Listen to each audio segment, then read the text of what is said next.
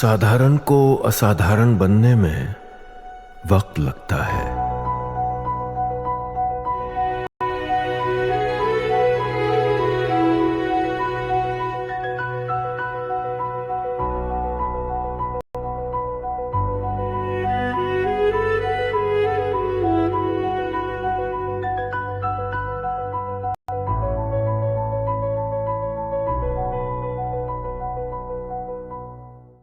भारत एक लोकतांत्रिक राष्ट्र है, लेकिन छांगूर का सपना था हिंदुस्तान 2047 तक एक इस्लामिक देश बन जाए। लेकिन वो अपने इरादे में कामयाब हो पाता उससे पहले उसके सपने को ग्रहण लग गया। योगी आदित्यनाथ ने दो टूक कहा था कि बलरामपुर के कसाई को छोड़ेंगे नहीं, और बलरामपुर का कसाई कोई और नहीं, छांगूर बाबा और पीर बाबा और जलालुद्दीन ही है। लेकिन अब ऐसे फैक्ट सामने आ रहे हैं जिसके बाद सवाल उठने लगा है कि क्या छांगूर ही मास्टरमाइंड है या फिर उसे चेहरा बनाकर इस्तेमाल किया जा रहा था। क्या छांगूर सिर्फ चेहरा था और नसरीन का मोहरा था? दरअसल कल तक जिस नसरीन को आप 7वीं पास समझ रहे थे, वो नसरीन फर्राटेदार अंग्रेजी बोलती थी। वो उच्च शिक्षा ले चुकी है और दुबई, लंदन जैसी जगहों पर जॉब भी कर चुकी है। दुबई में तो वो शिपिंग कंपनी में नौकरी करती थी, और इससे जाहिर है कि नसरीन कोई अनपढ़ या हाउसवाइफ नहीं थी। ऐसे में सवाल उठना लाजमी है कि दुबई जैसे खूबसूरत और लेविश शहर को छोड़कर नसरीन बलरामपुर के अतरौला में क्यों बस गई? क्या नसरीन का इस कदर ब्रेन वॉश किया गया था कि वो इस पूरे गैंग की कमान संभालने और चेहरा बनने और छांगूर को चेहरा बनाने के लिए तैयार हो गई? क्या पूरे देश में बैठकर कोई ताकत ये काम कर रही है कि पहले हिंदू को कट्टर मुस्लिम बनाओ, फिर उसी से हिंदुओं का धर्मांतरण करवाओ? क्योंकि बलरामपुर से लेकर आगरा तक इसी तरह की थ्योरी सामने आ रही है। आज इसी मुद्दे पर हमारी स्पेशल टेली सीरीज है जिसका नाम है योगी ने छन से तोड़ा छांगूर का सपना।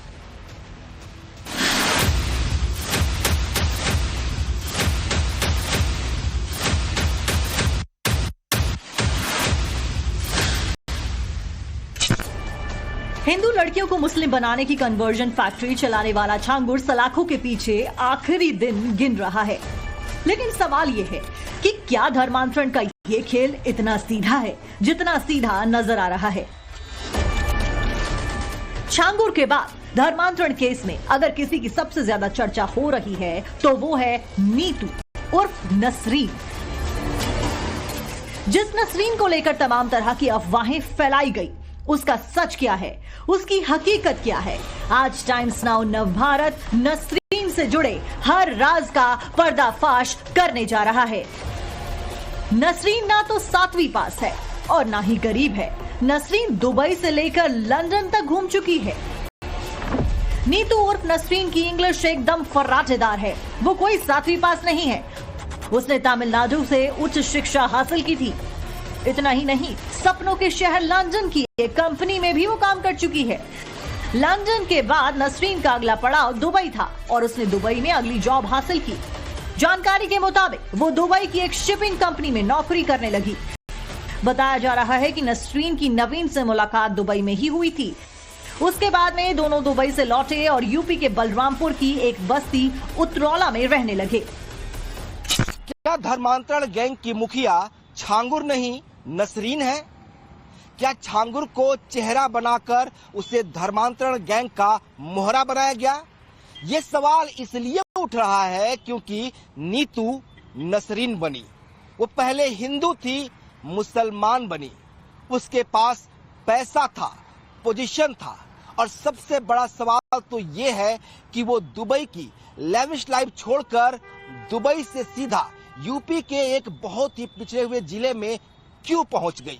आपको बता दूं कि आगरा धर्मांतरण गैंग का सरगना अब्दुल रहमान भी पहले हिंदू था और बाद में मुस्लिम बना। तो क्या कोई बड़ी ताकत हिंदुओं को कट्टर मुस्लिम बना रही है, कन्वर्जन फैक्ट्री चला रही है? नसरीन पढ़ी लिखी थी, फर्राटेदार अंग्रेजी बोलती थी, वो कामयाब थी, अमीर थी, लेकिन फिर वो यूपी क्यों आ गई? आज भी कई सवाल अनसुलझे हैं जो नसरीन को लेकर अक्सर उठते रहे हैं। लेकिन नसरीन को लेकर कई अनसुलझे सवाल हैं। सवाल नंबर 1, नसरीन 10 सालों से उतरौला गांव में क्यों थी? सवाल नंबर 2, नसरीन की छांगुर उर्फ जलालुद्दीन से मुलाकात कैसे हुई? सवाल नंबर 3, सवाल ये भी है कि नवीन नसरीन दुबई छोड़कर उतरौला रहने क्यों आए?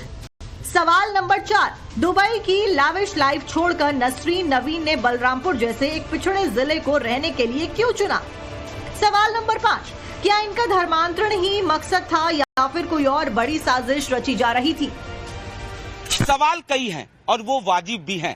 भारत के एडवांस सिटी में बसने वाले लोग दुबई, लंदन जैसे शहरों में बसने का सपना देखते हैं, लेकिन नसरीन का दुबई से लौटकर एक छोटे से इलाके में बस जाना कई सवाल खड़े करता है। कई लोग वतन वापसी स्टार्टअप के लिए करते हैं, लेकिन सवाल ये है कि क्या नसरीन ने दुबई से हिंदुओं को मुसलमान बनाने के स्टार्टअप को शुरू करने के लिए वापसी की थी? बताया जाता है कि नसरीन मूल रूप से तमिलनाडु की रहने वाली है। वो मुंबई में अपने पति नवीन के साथ में छांगुर के संपर्क में आई थी। उसने बाबा को बताया था कि उसे मानसिक दिक्कतें हैं और साथ में प्रेगनेंसी में दिक्कत भी। कथित तौर पर बाबा ने उन परेशानियों को दूर कर दिया। तभी से नसरीन पूरी तरह से उसके चंगुल में फंस गई और फंसती चली गई। लेकिन सवाल ये है कि क्या नसरीन का इस कदर ब्रेन वॉश हो चुका था कि वो छांगुर को पीछे कर खुद ही धर्मांतरण गैंग की कमान संभालने लगी थी?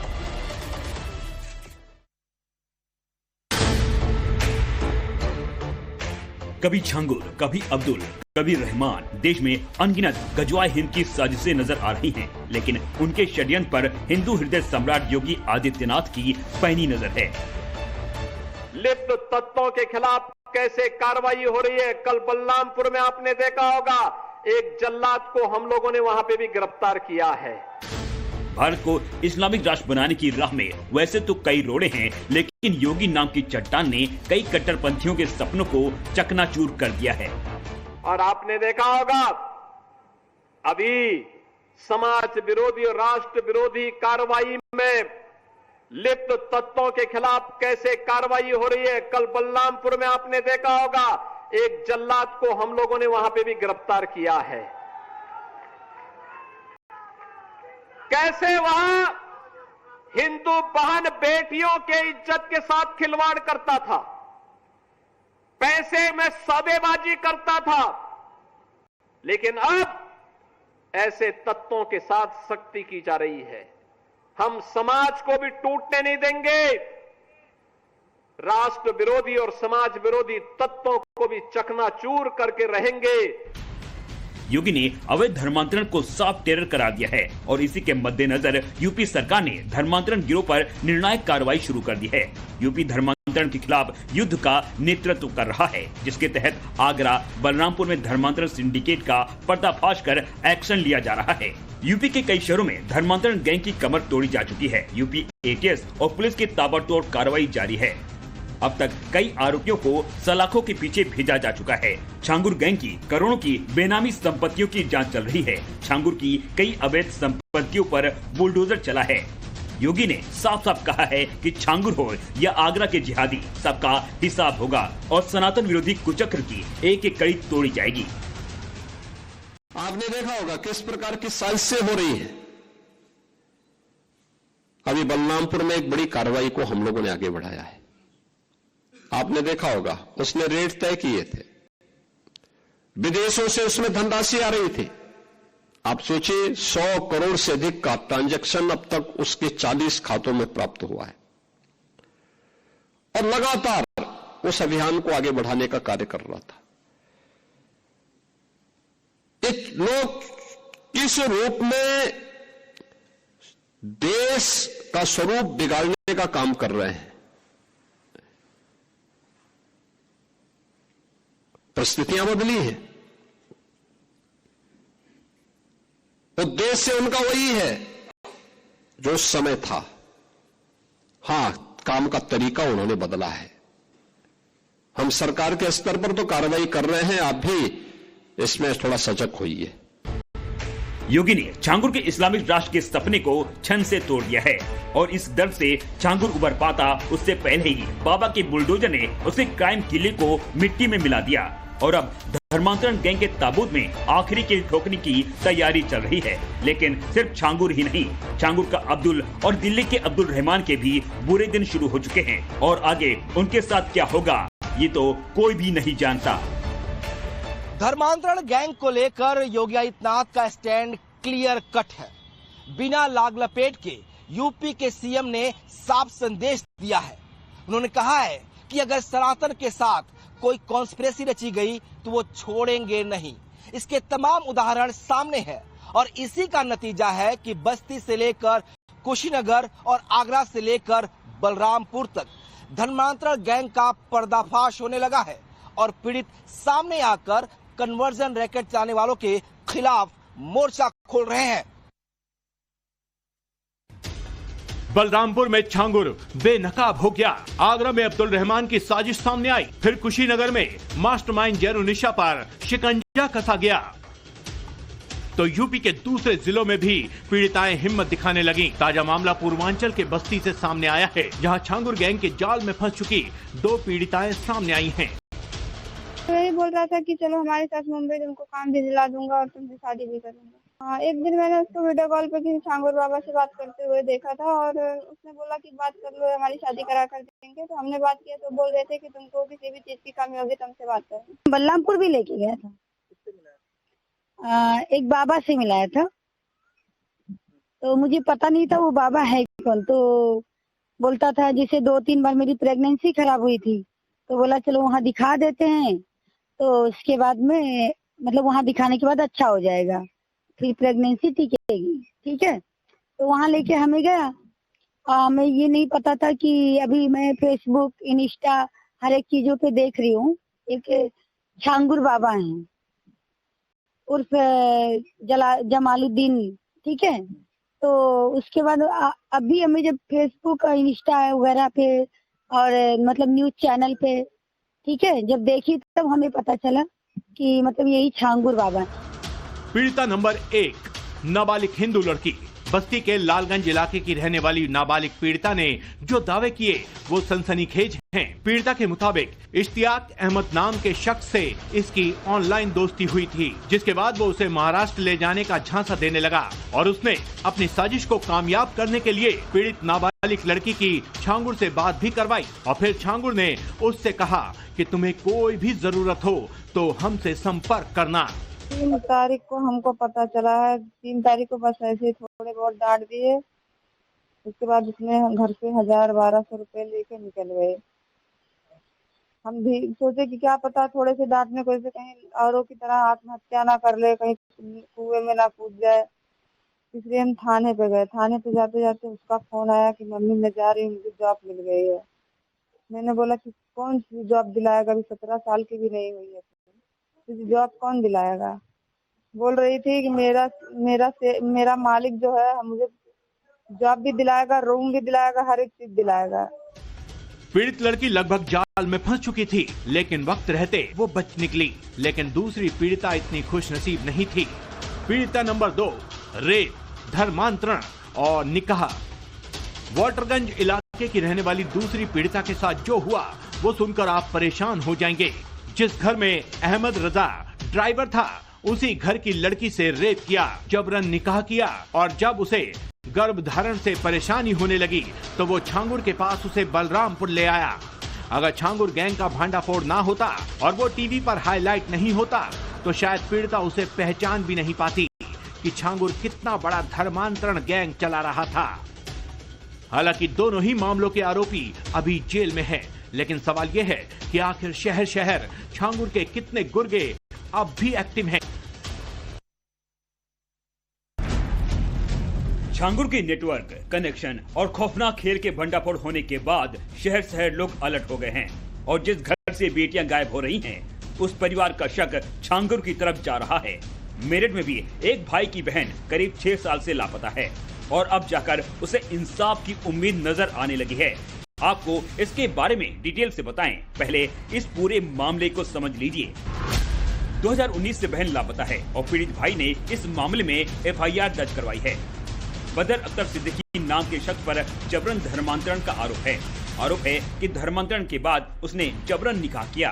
पीड़ित भाई का आरोप है कि करीब 6 साल से बहन से कोई संपर्क नहीं है, लेकिन एक बार उसकी बहन ने कॉल कर कहा था कि बदर उसे खूब पीटता है और जान से मारने की कोशिश भी की गई। परिवार का दावा है कि उनके पास मारपीट की तस्वीरें हैं और ऑडियो रिकॉर्डिंग भी है। पर हमारी सुनवाई नहीं हुई, इसलिए हम शांत बैठ गए। अब जब ये मामला दोबारा खुला है तो हमें थोड़ा आशा की किरण जागी है, उम्मीद जागी है कि हमारी कोई सुनवाई होगी, क्योंकि ये झांगुर बाबा गैंग बहुत ही बड़ा नेटवर्क है और हर यूपी के हर क्षेत्र में फैला हुआ है। परिवार से धमकी इसी तरह की मिल रही थी कि इस मामले से दूर रहें, ना ही इसमें पड़े तो बेहतर होगा। दरअसल ये मामला काफी पहले से लाइमलाइट में है, लेकिन अपडेट ये है कि इस मामले में अब FIR दर्ज कर ली गई है। अब आप सोच रहे होंगे कि इस तरह के मामलों में वक्त रहते हुए लगाम क्यों नहीं कसी गई। दरअसल जिन पर जिम्मेदारी थी इन गिरोह पर लगाम लगाने की, वही इनसे मिले हुए हैं। तस्वीर देखिए, यही है अब्दुल रहमान सिद्दीकी। पुलिस की वर्दी में ये इंस्पेक्टर अब्दुल ही असल गद्दार है, जो नमक तो हिंदुस्तान का खा रहे हैं, लेकिन ईमान परस्ती छांगुर जैसे जल्लाद का दिखा रहे हैं। अब्दुल रहमान की गद्दारी को हल्के में कतई नहीं लिया जा सकता, क्योंकि इसकी गद्दारी ने सैकड़ों हजारों परिवारों को वो सितम दिए हैं जो आज खून के आंसू रो रहे हैं। हमने सिविल लाइन थाना में सन 2019 में FIR के लिए गए थे, जहाँ पे उस टाइम इंचार्ज सिद्दीकी सर थे, मेरे वकील साहब भी मेरे साथ गए थे। हमने उनसे FIR दर्ज करने को कहा था। उन्होंने साफ मना कर दिया कि नोएडा में मिसिंग हुई है तो वहीं कराओ, यहाँ कोई FIR दर्ज नहीं होगी। आखिरी बात सुना आपने, जिस पुलिस अधिकारी ने यह कहकर इसकी गुमशुदा बहन की शिकायत नहीं लिखी कि मामला नोएडा का है। दरअसल उसने उस शख्स को बचाया जिसका नाम बदर सिद्दीकी है। अब्दुल रहमान सिद्दीकी ने साथ दिया बदर सिद्दीकी का। मेरठ का रहने वाला बदर सिद्दीकी एक जिम ट्रेनर था और उस पर आरोप थे कि उसने दर्जनों हिंदू लड़कियों को अपने प्रेम जाल में फंसाया और फिर धर्मांतरण करके खाड़ी के देशों में भेज दिया। 100 करोड़ हिंदुओं की जो इज्जत का सवाल है वो अब केवल हर प्रदेश के मुख्यमंत्री और देश के प्रधानमंत्री के हाथ में। पहले इन्हें लाएं और ये बताएंगी लड़कियां कि इनके साथ क्या क्या घटना हुई, क्या क्या घटी है। इस तरीके से हजारों लड़कियां उत्तर प्रदेश के अंदर, क्या पूरे देश में लाखों लड़कियों का रैकेट जिस तरीके से बना बना के इन्होंने धर्मांतरण कराया, ये बिल्कुल बर्दाश्त नहीं किया जाएगा। बदर सिद्दीकी ही वो शख्स था जिसने मेरठ में आतंक मचा रखा था। इसकी दर्जनों शिकायतें हुई, लेकिन उस दौरान जो पुलिस अधिकारी था वो बदर सिद्दीकी को बचाने के चक्कर में इन बेबस परिवारों की शिकायतों को दरकिनार करता रहा। एक नामी मीडिया संस्थान में HR के पद पर काम करने वाली आशा नेगी के इंतजार में उसका भाई आज भी है। जिंदा है या कहीं दफन है, इस परिवार को नहीं मालूम। ऐसा ही मेरठ की एक एयर होस्टेस के साथ हुआ, जिसके परिवार ने इस इंस्पेक्टर अब्दुल रहमान सिद्दीकी से शिकायत की, लेकिन उसकी भी शिकायत को इस इंस्पेक्टर ने नहीं सुनी, उल्टे धमकी भी दी।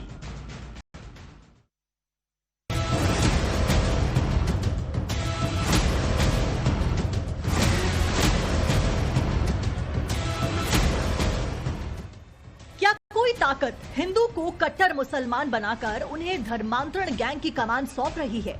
क्योंकि बलरामपुर केस में ही नहीं, आगरा केस ने भी सुरक्षा एजेंसियों के कान खड़े कर दिए हैं। आगरा केस का सरगना अब्दुल रहमान भी पहले हिंदू था, लेकिन बाद में इतना कट्टर बन गया कि वो हिंदुओं को जाल में फंसाकर मुस्लिम बनाने लगा। आगरा धर्मांतरण गैंग के 14 आरोपियों पर पहले ही शिकंजा कसा जा चुका है, लेकिन आरोपी नंबर 11 अब्दुल रहमान गिरफ्त में आया तो खुलासों ने पूरे देश को हिलाकर रख दिया। अब्दुल रहमान के गंदे धर्मांतरण खेल के बारे में तो आप पहले ही जान चुके हैं, लेकिन क्या अब्दुल रहमान की हिस्ट्री जानते हैं? जानकारी के मुताबिक अब्दुल रहमान पहले हिंदू धर्म फॉलो करता था। पहले उसका नाम महेंद्र पाल जादौन था और वो मूल रूप से फिरोजाबाद जिले का रहने वाला था, लेकिन 1990 के दशक में वो ईसाई बन गया। इसके कुछ साल बाद में रहमान ने इस्लाम कबूल कर लिया और फिर धर्मांतरण के काले खेल का शातिर खिलाड़ी बन गया।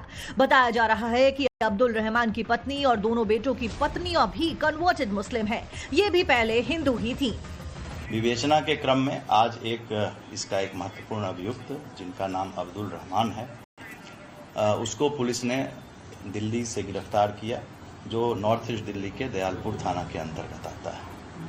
रहमान से जो पूछताछ में भी बात में पता चला कि वो ओरिजिनली रहने वाला फिरोजाबाद का था और उसका नाम महेंद्र पाल था और उसने 1990 ईस्वी में धर्म परिवर्तन करके वो दिल्ली मजदूरी करने गया और वहाँ उसने धर्म परिवर्तन किया।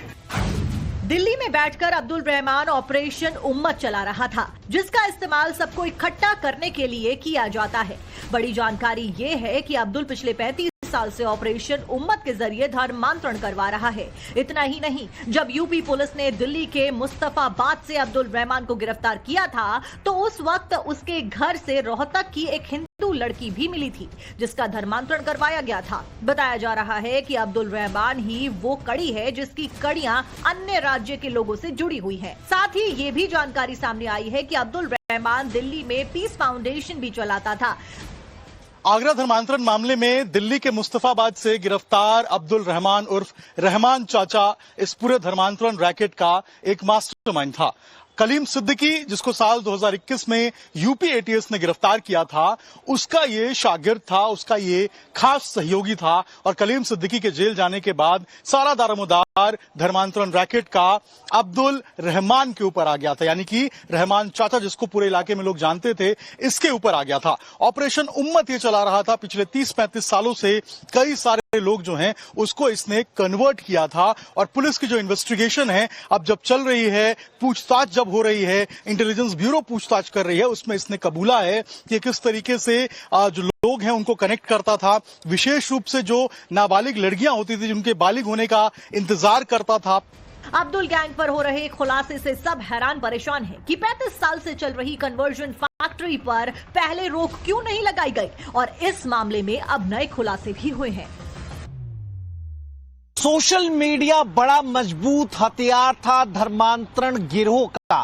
सोशल मीडिया पर एक्टिव रहकर ये लोग मासूम लोगों को खोजा करते थे। दरअसल इंस्टाग्राम पर बहुत सारे अकाउंट और ग्रुप बना रखे थे और ये ग्रुप कनेक्टिंग रिवर्ट ग्रुप नाम से थे और इनका कोड भी कनेक्टिंग हुआ करता था, कनेक्ट हुआ करता था। अलग अलग ग्रुप के लिए अलग अलग कोड का इस्तेमाल किया जाता था। उस ग्रुप में लोगों को शामिल किया जाता था, फिर उस पर भेजा जाता था इस्लामिक साहित्य, लिटरेचर कंटेंट। जो व्यक्ति पसंद करता था बस उस पर इनकी नजर लग जाती थी और ये पैनी नजर रख के उसे उस तरह के कंटेंट उसके पर्सनल अकाउंट पर भेजा करते थे और वहीं से शुरुआत होती थी धर्म बदलवाने की।